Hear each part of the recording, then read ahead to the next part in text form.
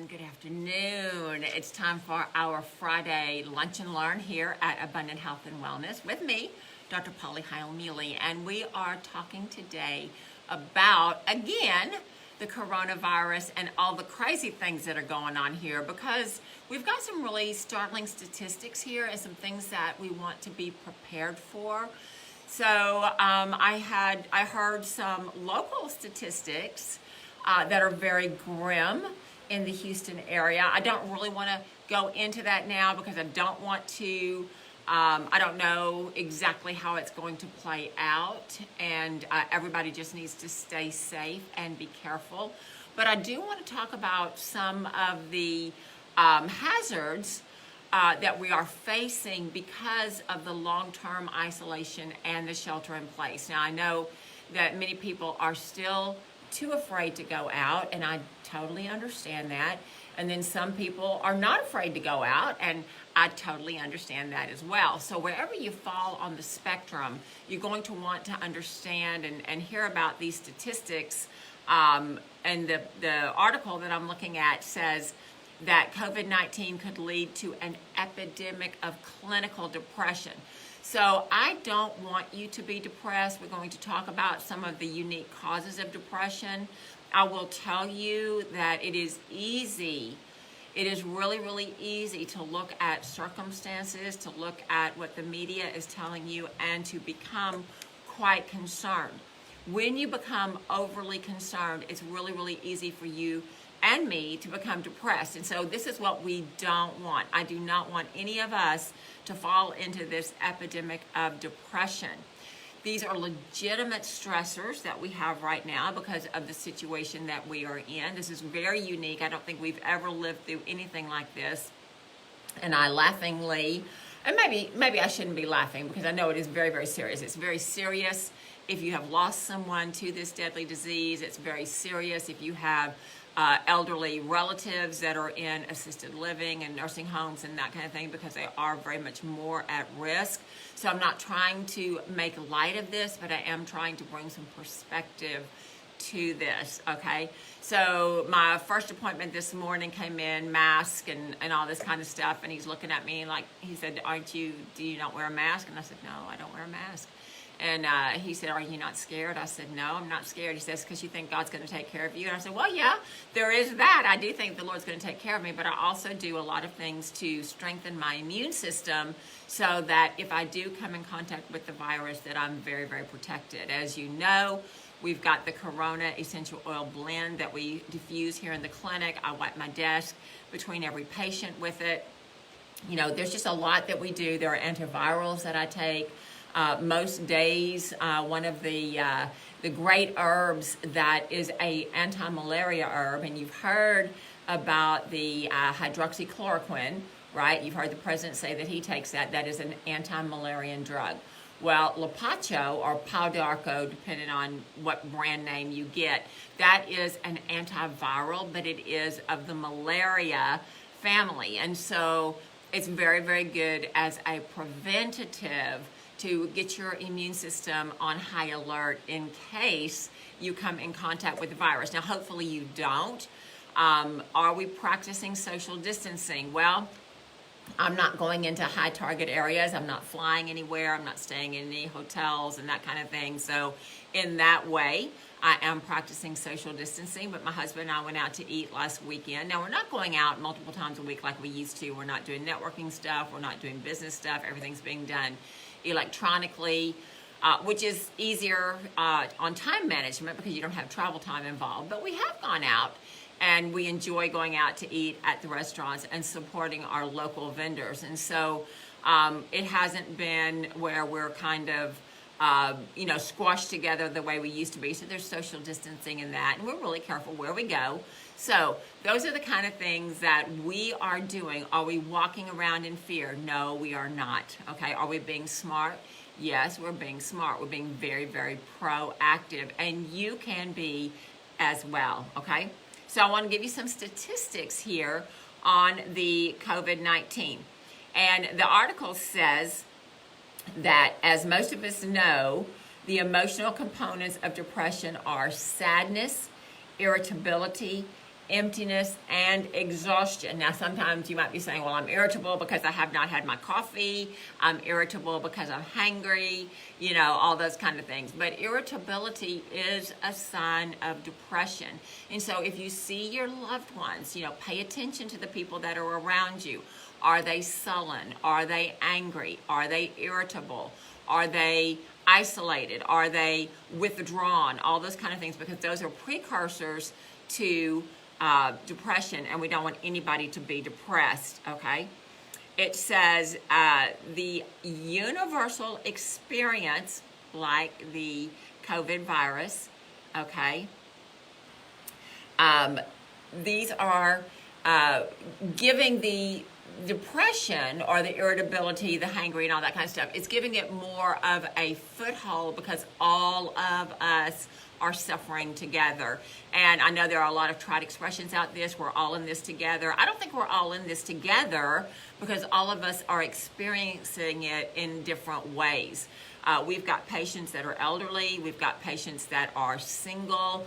We've got patients that are ill, and so they're already isolated, and not having family being able to come in and that kind of thing is even more isolating. So we are reaching out. We're touching them by phone. We're touching them by text. We're trying to let them know that even though they are alone, they are not forgotten. But the whole world has just shifted energetically. And so I don't know if you can feel it. I can definitely feel it. And I told my husband the other day that things are just off. This was back in March. And he said, are you feeling depressed? I said, no, I'm not feeling depressed. I'm just feeling that things are off. And so if we are caregivers, especially those of us that are pastoral, those of us that are teachers, those of us, all of those kind of things, we still need to work on that, because it's very, very important that we touch the people that need to be touched. Make sure that you put forth that extra effort, because the isolation is a real killer. We are not meant to be alone. Remember, back in the garden, God said, it is not good for man to be alone, okay? And he was talking, of course, about Eve. But even today, if you're not married, you still don't want to be alone. And we're going to talk about a few of these things. There's some people that are getting depressed because they're lonely. But then there's some people that are getting depressed because they're with their significant other and their children, 24/7, right? And they're like irritated. And we don't want to be irritated. So there's just a lot of things that we need to do to help people. And we have a lot of different products here that I'm going to talk about, because these are things that you can have proactively so you don't get into that depressed situation.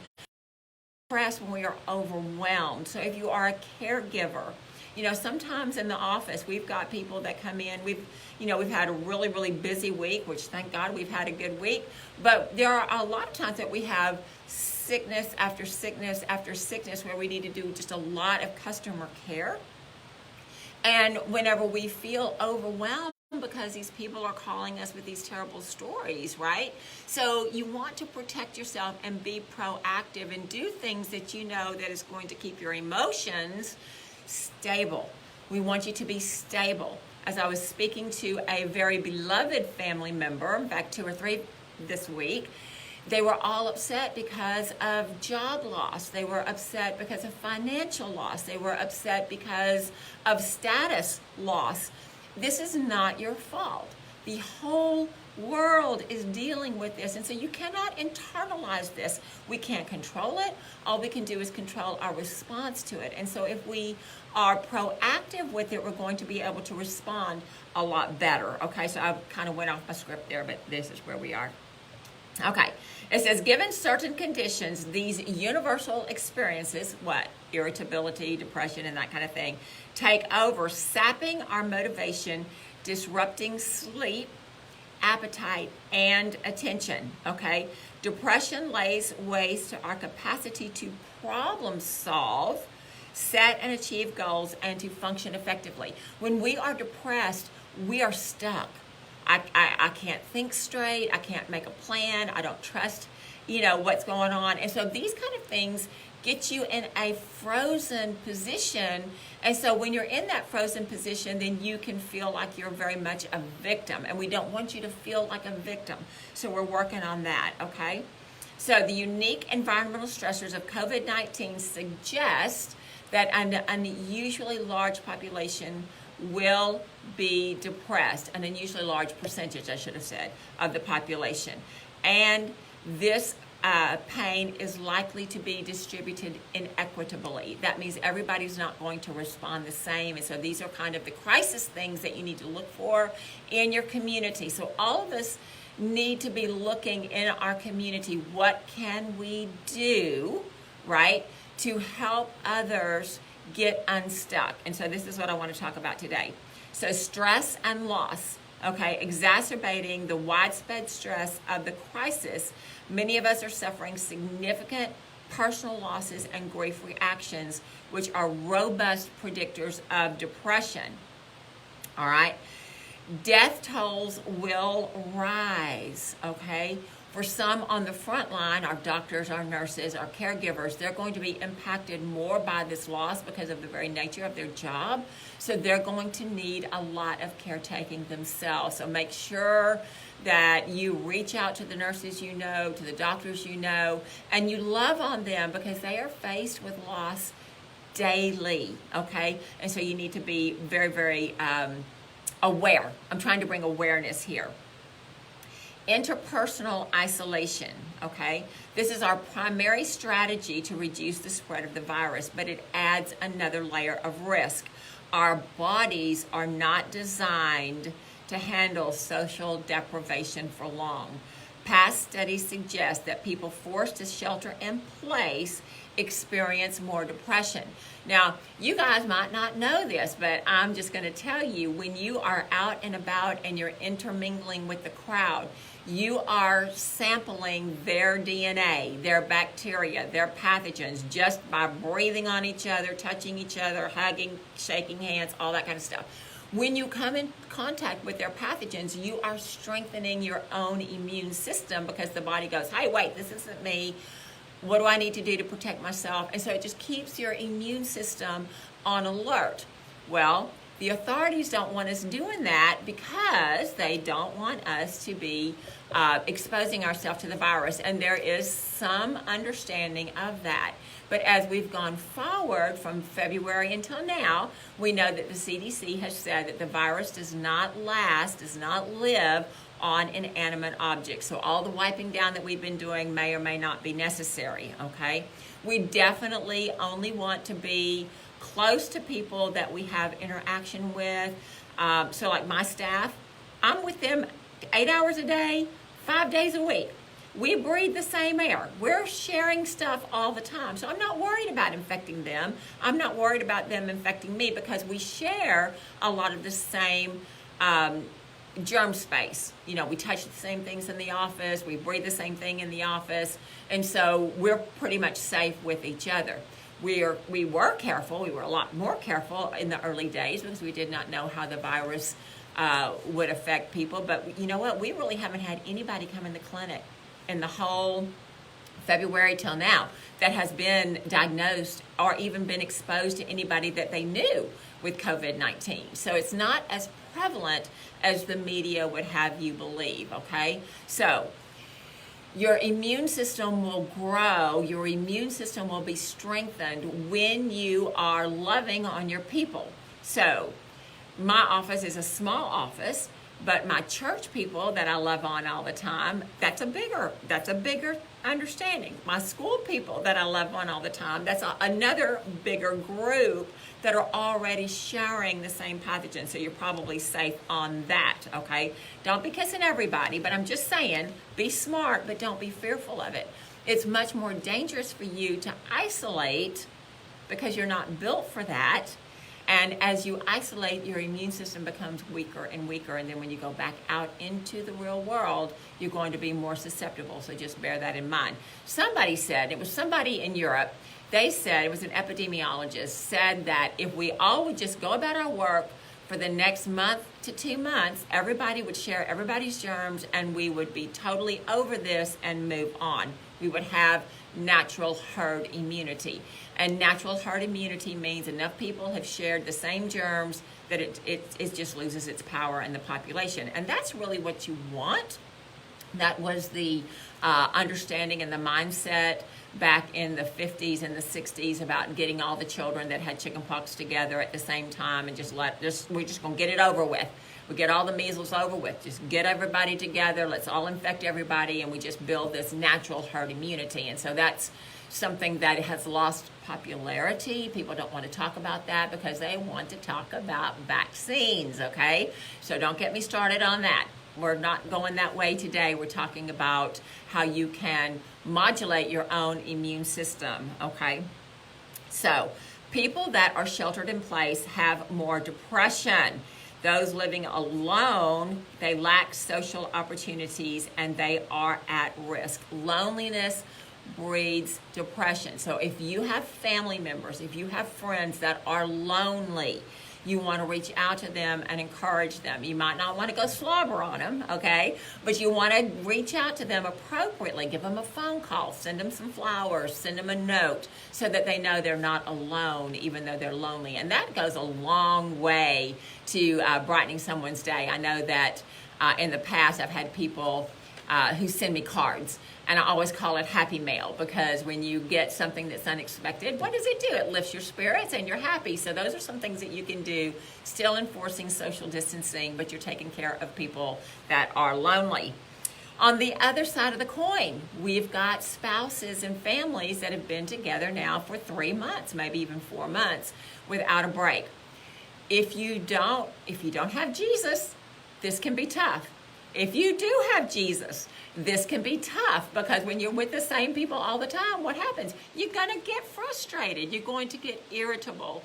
We know that there has been more, there's been more child abuse. There's been spousal abuse. I know that someone wrote into Dr. Phil and said, I've been with my husband now 24/7 for the last 2 months. I'm ready to divorce him. Do you think this is a good idea? And Dr. Phil said, no, it's not the right time to do that because you're not living in a real situation. Okay, so just bear that in mind.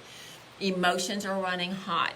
Irritability is running hot. Why? Because you're with the same people all the time and people get on your nerves, right? We just get on each other's nerves, and so we just need a whole lot more of Jesus. But when this is happening, if you know this is happening with your family, you need to have extra grace. You need to have extra breaths so that you can give people the space that they need because this living condition is not the way it is supposed to be, okay? The article says that China, the country of China, increased their divorce filings through the COVID-19 quarantine. Divorce predicts depression, okay, especially in women due to increased economic hardship over time. Economic hardship. How many jobs have been lost? How many people are out of work? How many people have lost their business? I mean, fortunately, thank God, we're okay. But there are a lot of people who their whole life's work, they've lost everything. Think about those poor people in the cities where the riots are going on. They're through no fault of their own. Their livelihood has been just snatched away from them, either because of forced closure or because of the rioting and looting. I almost said rooting, but rioting and looting, which is very, very sad. So when you have been a small business person and you've invested your life savings, you've invested all of this work into this, whatever you're doing, and then it's taken away from you through no fault of your own, just the depression and the futile efforts. I mean, everything just seems like, well, what's the point? Okay, so that's where depression comes in. And that's really, really serious. If you know somebody, if you know a small business that has been impacted, I mean, I reach out. I'm part of the Chamber of Commerce. I've got a network group. I've got a lot of friends that have their own business, and I'm reaching out. I'm asking them, how are you doing? How are you coping with this? Is there anything we can do? What can we do to send people your way and that kind of thing? So just be cautious. And be cognizant that, things might not be as rosy as you might think because of all these things that we have no control over, okay?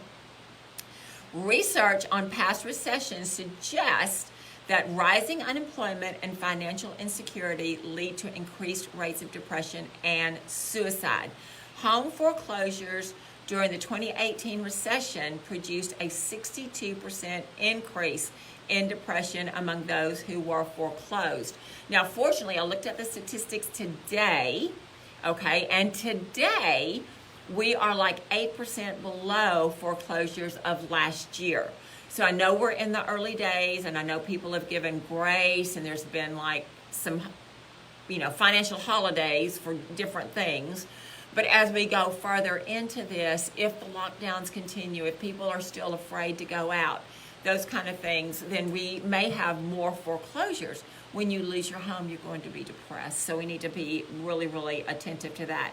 It says the mental health burden of economic recession will be distributed inequitably. When the stock market crashed in 2008, the rich experienced large wealth losses, but not increased rates of depression. In contrast, those who experienced unemployment, debt, and financial deprivation during recessions are at significant risk for depression due to increased stress and difficult life circumstances. Small businesses are particular risk for buckling under the strain. And so I know when I have talked to young people, okay, thankfully there has been some stimulus money. Thankfully there's been unemployment money.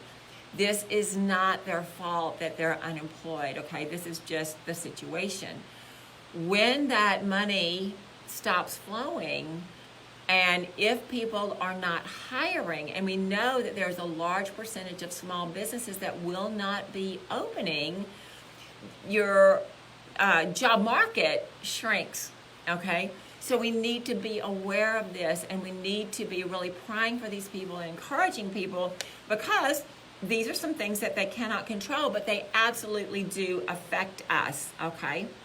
So depression will make a recovery from the crisis harder, okay? Because why? Because you're stuck and you're not motivated and you can't problem solve and that kind of thing. So we need to be aware of this, and we need to be able to combat that. It says, given depression has an impact on motivation and problem solving, when our economy recovers, those who are depressed will have a harder time engaging in new goal pursuits and finding work. When period of mandated social isolation ends, those who are depressed will have a harder time re-engaging in meaningful social activity. So what can we do? What can we do? Well, we can do a lot of things. We can keep our vitamin D level high. Why? Because when your vitamin D level is high, you're less likely to get depressed. And remember, we've talked about this spray. This is a vitamin D3 spray with vitamin K2 in it, which is a cofactor, right? This is really easy. You don't have to even digest it. You spray it right into your cheek and you're good to go on that. We have, if you like pills, we've got something called Mood Plus. So if you're irritable, if you're hangry all the time, if you're just sullen because nothing's going right for you and you don't have any power because this isn't your fault and there's nothing open and that kind of thing, this is very, very good.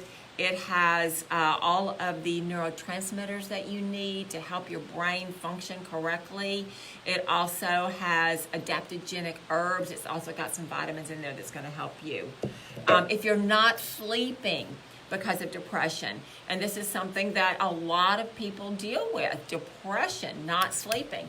When my husband died 21 years ago, guess what? This girl did not sleep, okay? I did not have any kind of clinical signs of depression other than I lost tons of weight, which was not necessarily a bad thing. It was a bad thing the way it happened.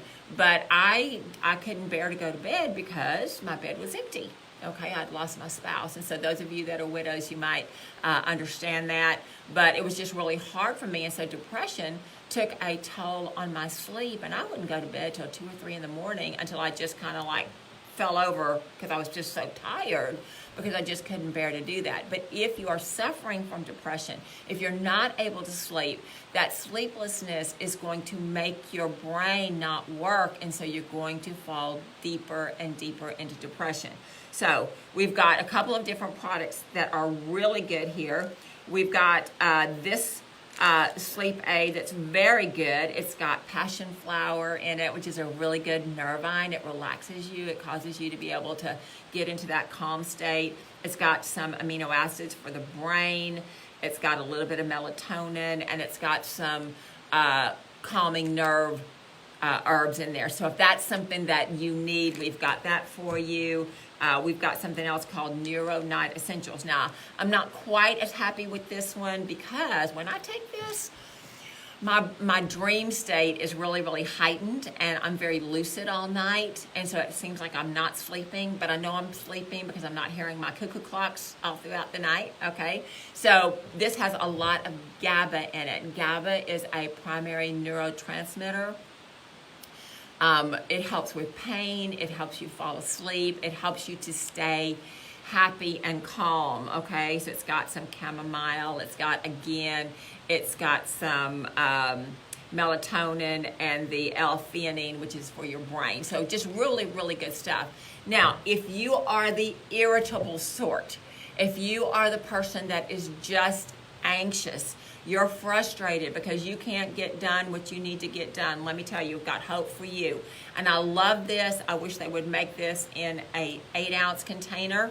Put a nipple on it. I mean, it is good stuff. It is called Ultimate Rescue, and I absolutely love this. This is for, I would say, heat of the moment stress. So when your kid calls and they've had an accident, or they've lost their wallet, or something bad has happened that you have no control over, okay? Then this is a great remedy, because when my kid calls and says, Mom, blah, blah, blah happened, I'm powerless to do anything. My emotions rise up. I get really upset. This, you take a dropper, you put it under your tongue, and I'll do it about once every 15 minutes, and my whole body just calms down. The situation doesn't change, but I'm not in an emotional state. I can think, I can problem solve, and I'm not just saying, the sky is falling, woe is me, and all that kind of stuff.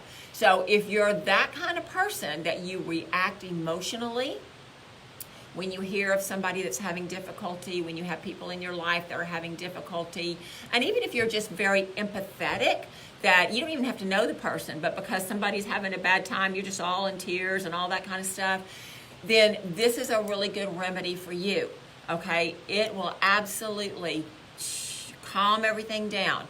The situation, you're still going to have to deal with the situation, but you will deal with it out of wisdom and calmness instead of dealing with it out of passion and expedience, okay? And we all know that when we're dealing with emotional things, when we deal with it out of passion and expedience, we don't always make the right choice, all right?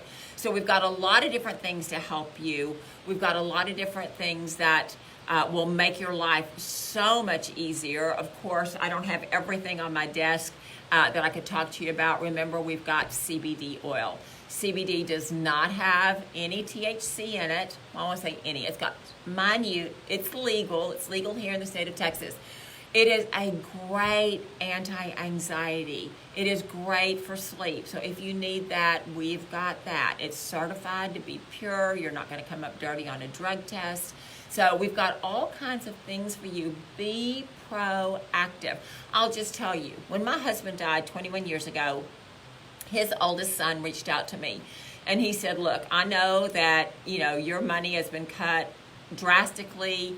I don't know how you're going to, I don't know what your financial situation is. He said, but don't wait until you're in a crisis to call me. If you need help, call me in early stages so that we can avoid a disaster. And that just blessed my heart so much that he cared enough. I mean, I'm not his mom, but he cared enough to make sure that I knew that there was help available. And my siblings did as well, and my parents did as well. I mean, I had a lot of support when my husband died.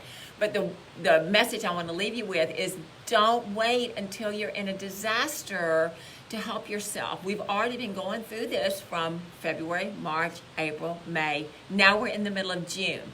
That's quite a few months. So if you're already irritable, if you're already angry, if you're already depressed, if you're already suffering from sleeplessness, you need to come in and get these things today. If you're not there yet, but you've been in this situation, you still want to come in and pick up a couple of things that you think will help you, because we don't want you to get in that crisis mode, okay? If you're in your church and you see people that are lonely and depressed, send them our way. Tell them that we've got things to help them, because they don't need to suffer by themselves. Everybody is going to experience this on a unique individual level, but we are all experiencing it, okay? So, I love you guys. It's the weekend. Take care of yourself. I think it's Father's Day weekend, so love on that special man in your life, okay? Hopefully you still have your dad around. If you don't, then hopefully you know he's with Jesus, okay? Do something good for yourself. Practice self-care. Remember that we love you, and I will see you next week. Bye-bye.